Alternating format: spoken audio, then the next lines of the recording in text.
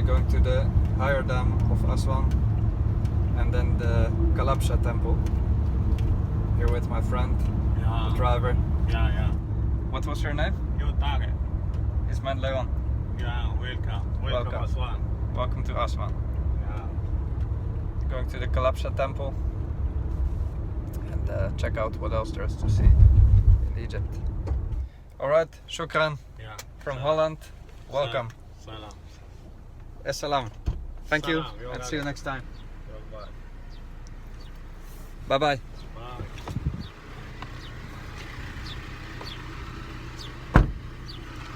Bye. Alright. Bye. Made it to Kalabsha. Made a fair deal with this gentleman to drive all the way from Philae, Ireland to get to an ATM and then get back to Kalabsha, which is another temple complex. And I get it all for very fair prices. I'm haggling a lot and eventually you get actually good prices. So let's check out the Kalabsha temple. On the way to the temple of Kalabsha, which is right over there. I'm the only visitor, even the only one on this boat. So this is Kalabsha temple complex. Let's check this out.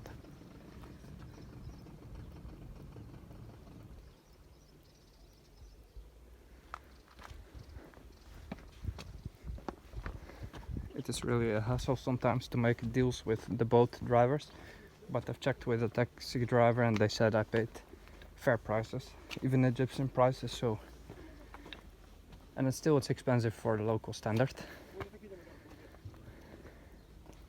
Anyway, here we pay £60 for the entrance, which is good as well. It's like €3. Alright, let's see. Kalabsha. Greatest temple of sandstone. It used to be located on the island of Kalabsha, 56 kilometers south of Aswan. The temple was called in Greek times the oldest construction. Was called in Greek times. It was actually called times. The oldest construction of the temple dates back to the 18th dynasty, but the current building goes back to Roman period, 30 years BC. Augustus' reign. Kalabsha temple dedicated to Mandulis, the local Nubian god. The temple was one of the temples which located after the high dam was built, or let's say replaced, to protect it from the rising water of Lake Nasser. It was moved in 2 years from 1962 to 1963. Right, let's have a look.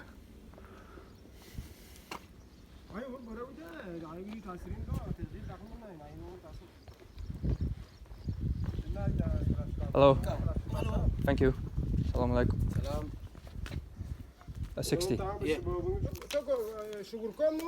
Okay.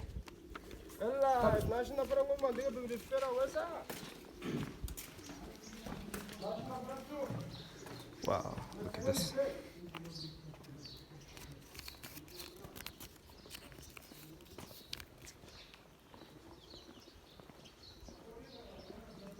Kalabsha. What an incredible place again. Just look at it.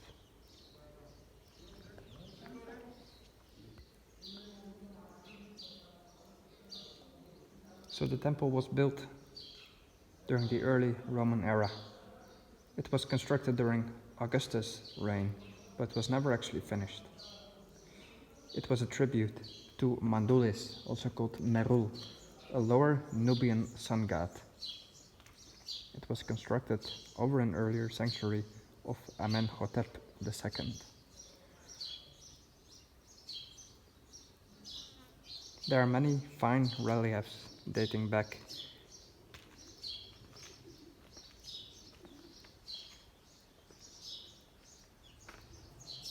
from Kalabsha's sanctuary chambers. A staircase leads up to the roof of the temple, where one can see a splendid view of the temple itself and the sacred lake I hope I'll be able to catch that as well.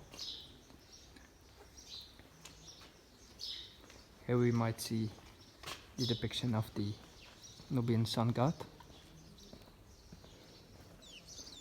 Right here. It's quite interesting as well.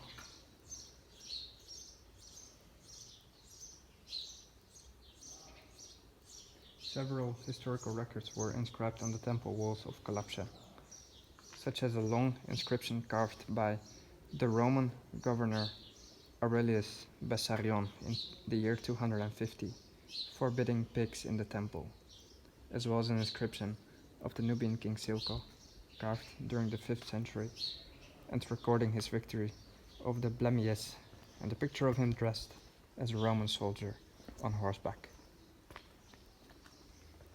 Silko was the Christian king of the Nubian kingdom of Nabatea. When Christianity was introduced in Egypt, the temple was used as a church.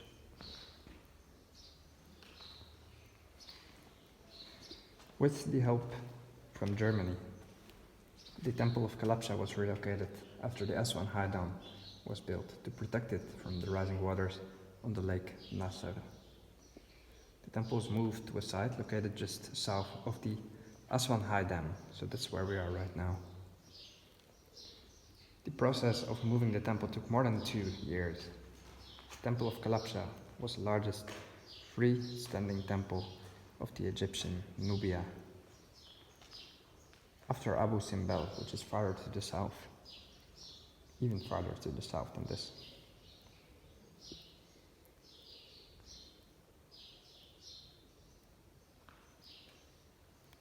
Although the building was never completed, it is regarded as one of the best examples of Egyptian architecture in Nubia.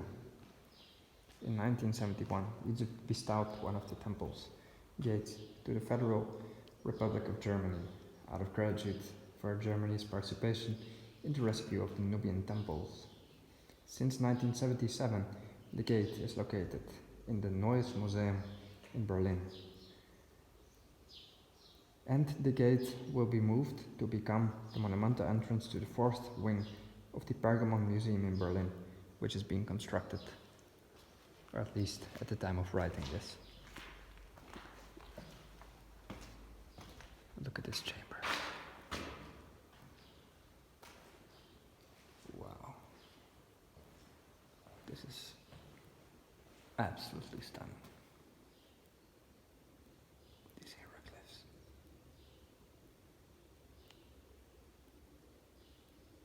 Absolutely incredible. This is unique. This is real. Wow. I wish I knew more about this, that I could understand what it said. But this is by far one of the most impressive things I've ever seen.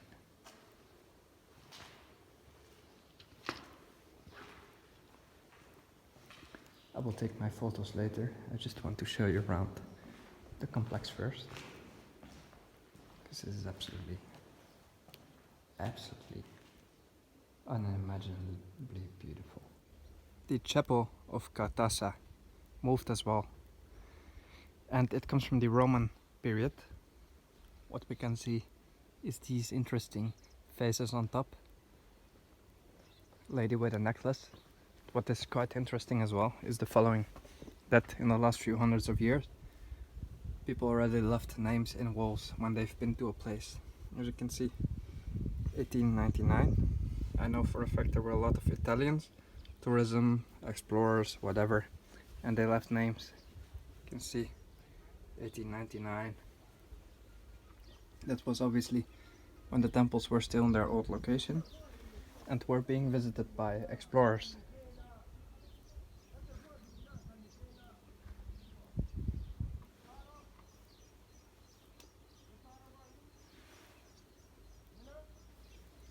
Here we have some Italian names as well, 1821, and it's all over the place. This looks like a Dutch name, 1911, not sure.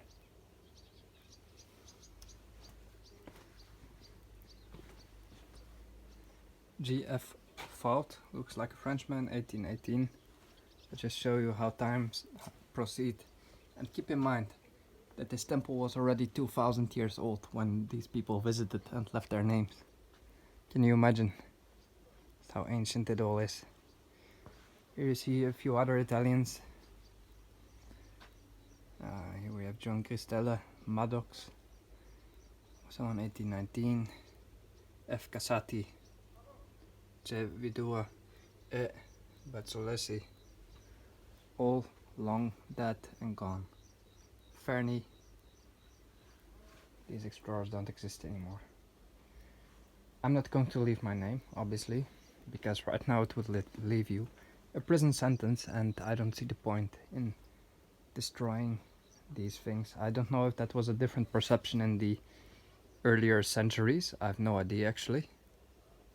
If that was a normal thing to do, to leave your timestamp, perhaps that changes with the perception of ethics, let's say. But who am I to talk about history? I don't know how it went. There's some more temples over there. I'm going to explore them.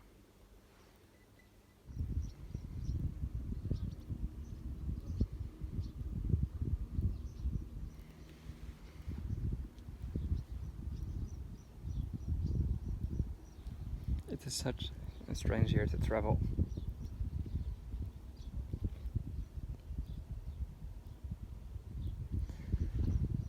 I cannot imagine being alone here otherwise. Just look at it now, deserted. There's nobody exploring Egypt right now.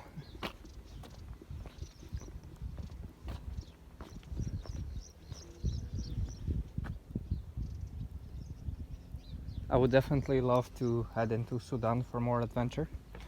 That will be for another time, because I know that the customs are a lot more difficult. The visa question. No Sudan for now, even though I would love to at some point. This is the Garf Hussein Temple.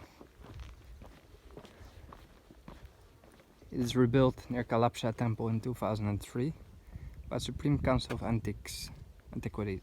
It's built by Ramses II, dedicated to the god Ptah. Just look at this, the columns. And this is an actual Egyptian temple. The others were Roman Greco. Here you see just round columns, and they focus more on sculptures and hieroglyphs in the top, as you can see. But not so much on the top of the columns, they're just round or square. So here it's more in the details, as you can see, of the columns itself, instead of the top of the columns as in the Greco-Roman period. Just look at this, absolutely incredible. See some hieroglyphs as well. Can you imagine? So beautiful. It is like 40 degrees right now. A bit too hot to explore, but you see how I'm dressed. And it protects very well against the sun.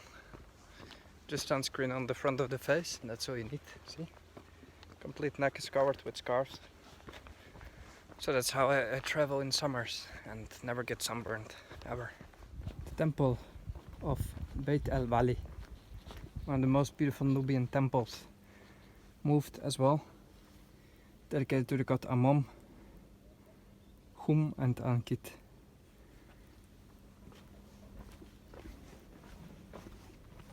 It's quite interesting as well. Wow. Nubian temple.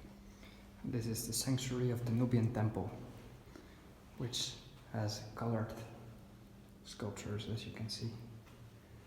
I can't imagine how this once must have looked when it was fully, let's say, new and painted. It's just like in the movies. Look at this. Fascinating.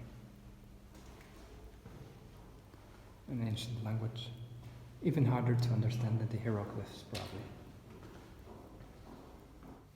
Here we see the Nubian wall sculptures as well. Here in the courtyard. Hieroglyphs